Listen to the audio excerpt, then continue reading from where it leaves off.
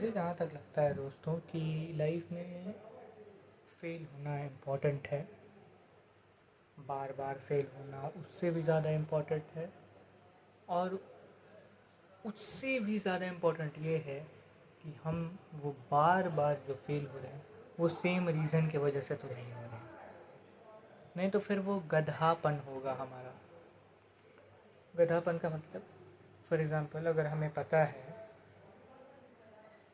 कि हम जिस रूट में जा रहे हैं, मान के चलिए एक दिन हम लोग किसी रूट पे गए, नया रूट हम लोग के प्रॉपर उस रूट पे जाते जा रहे हैं और हमें एक गड्ढा मिला और हम लोग नए थे तो हमें पता नहीं था, तो हम लोग उस गड्ढे में गिर गए। गिरने के बाद हमने ये सोचा कि भाई देखो ये गड्ढा है, इस रूट पे जाएंगे तो गड्ढा मिलेगा, तो हम लोग इस रूट से ना जा करके किसी दूसरे रूट से जाएंगे। लेकिन दूसरी बार भी हम लोग सेम ही चीज़ कर रहे हैं कि सेम ही रूट पे चल रहे हैं और फिर हमें गड्ढा मिल रहा है। ऑल्दो हमारा बार बार माइंड कह रहा है कि उस रूट पे मत जाओ, मत जाओ, मत जाओ, still we are going to that particular route and facing that particular hole.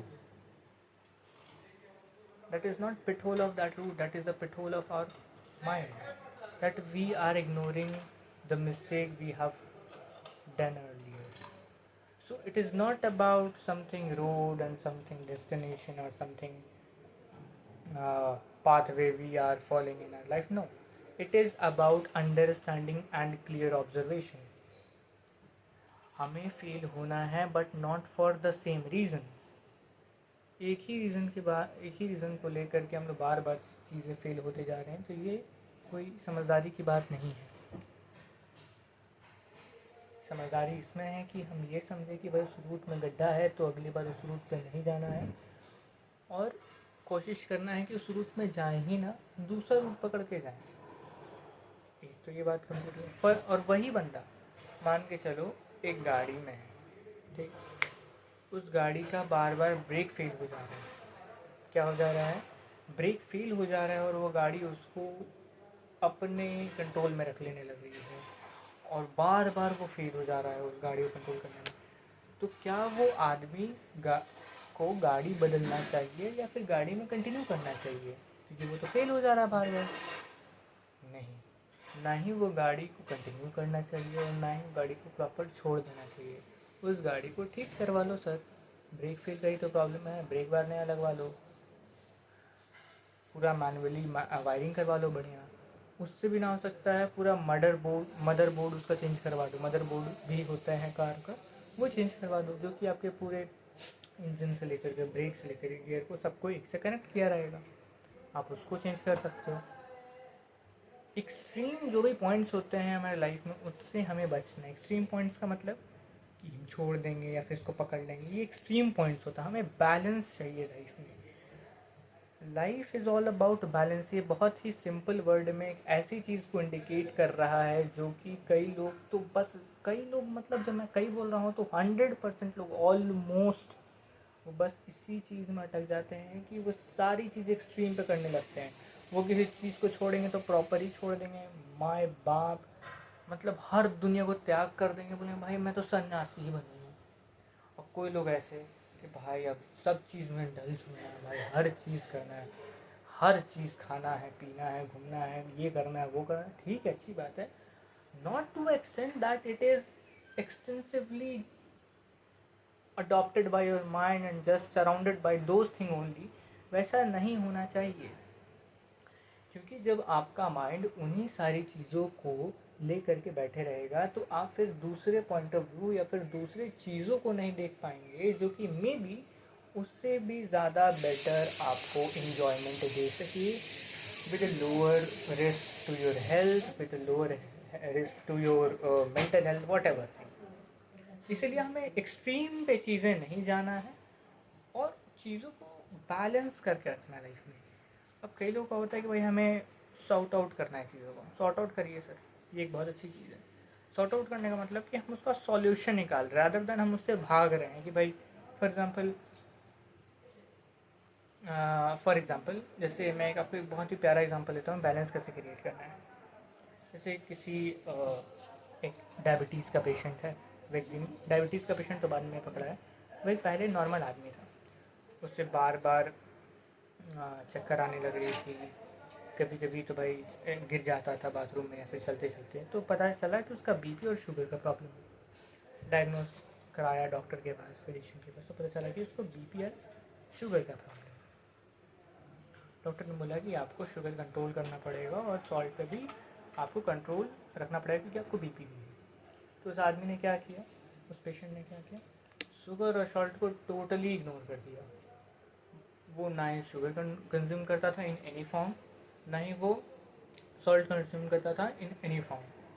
वो आदमी हो गया, वो तो सिर्फ पेशेंट था उस टाइम पे, क्या कहते हैं भाई, पैनक्रिया यानी कि शुगर को लेकर के, और ब्लड प्रेशर यानी कि उसके जो वेन है उसमें भाई और खून है उसमें बीपी का प्रॉब्लम हो जा रहा था। क्योंकि सॉल्ट जब इंक्रीज होता है तो उसका मतलब कि सोडियम इंक्रीज हो रहा है बॉडी में, तो वो वाटर रिटेंशन करेगा, स्वेलिंग होगा, इन्फ्लेमेशन होगा बॉडी में अलग अलग जगह। उस बंदे ने क्या किया, एक्सट्रीम पे जाकर क्या किया, शुगर प्रॉपर छोड़ दिया, सॉल्ट पूरा छोड़ दिया। अब क्या कर रहा है वो बंदा, बस बिना शुगर बिना सॉल्ट के रह रहा है। उस टाइम पे तो सिर्फ उसको प्रॉब्लम पैनक्रिया की थी, हार्ट की थी। बाद में जाके उसको कुछ दिनों के बाद, कुछ महीनों के बाद उसको प्रॉब्लम क्या आई, किडनी का।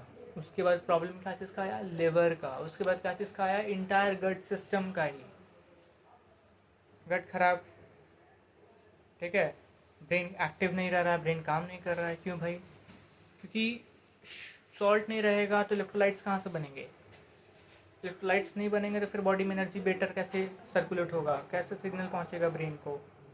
ये सारी चीज़ें वो फेस करने लगा अपने लाइफ में। और एक बंदा है कि भाई उसको बोला गया कि सॉल्ट एंड शुगर कंज्यूम करने के लिए, तो कंज्यूम नहीं करने के लिए वो बंदा क्या किया भाई, इतना कंज्यूम कर रहा है कि उसको और बीपी हो गया और शुगर का। तो हम लोग ये दोनों एक्सट्रीम पे नहीं जाना है, हमें क्या करना है, एक रूटीन बनाना है भाई कि शुगर सॉल्ट हमें लिमिटेड रखना है। यानी कि हम लोग जैसे WHO का लिमिटेशन है कि हमें 5 ग्राम सॉल्ट लेना है, या फिर फर्स्ट से 2 ग्राम सॉल्ट लेना है पर डे, 2000 मिलीग्राम। तो हम लोग क्या करेंगे, हम लोग कोशिश करेंगे कि वो 2000 मिलीग्राम की जगह 1 ग्राम ही कंज्यूम करेंगे, या फिर 1.2 ग्राम ही कंज्यूम करेंगे, या फिर 1 max to max 1.5 gram consume करेंगे। लिमिट से नीचे रखेंगे, लिमिट से ऊपर बढ़ाएंगे नहीं, लिमिट के बराबर भी नहीं रखेंगे क्योंकि वो भी एक रिस्क क्रिएट कर सकता है। लिमिट के नीचे रखेंगे चीज़ों को। सॉल्ट का उसी शुगर का उसी तरीके से, शुगर भी हमें, अगर हम लोग शुगर को हम लोग लिमिट करना है from direct white sugar, refined sugar से हमें प्रॉपरली बचना होगा। और नेचुरल स्वीटनर से भी थोड़ा बचिए, स्टीविया जैसी चीज़ों से। हालांकि प्रमोट किया जाता है लेकिन ठीक, to a not a bad extent, ठीक है, लेकिन उसे भी हमें कंट्रोल्ड ही वे में लेना है। ये नहीं कि भाई अब शुगर सब चीज़ छोड़ दी, स्टीविया पे पूरा लगे रहा है। तो नेचुरल स्वीटनर समझ ले तो भाई नेचर का है तो नेचर, अरे भाई शुगर भी रिफाइंड जो बंदा वो भी नेचर ही का, लेकिन रिफाइंड बहुत ज़्यादा है, शुगर केन से ही तो निकल रहा है। ठीक है, तो भी तो नेचुरल हुआ, लेकिन उसको इतना ज़्यादा प्रोसेस किया जा रहा है कि वो मशीन क्या बोल रहा हूँ मैं, वो मशीन से प्रोसेस हो रहा है, तो एक मशीन्ड प्रोडक्ट हुआ। वही क्या हुआ, manufactured product rather than a raw material.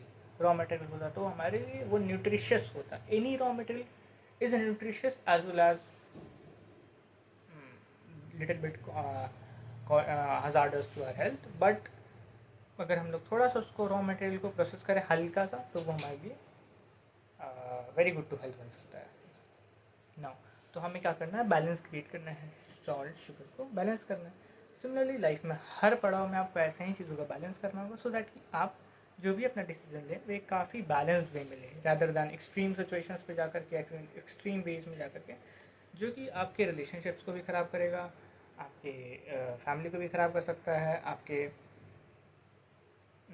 आने आने वाली जनरेशन को या फिर आपकी करंट सिचुएशन को भी बद से बदतर कर सकता है।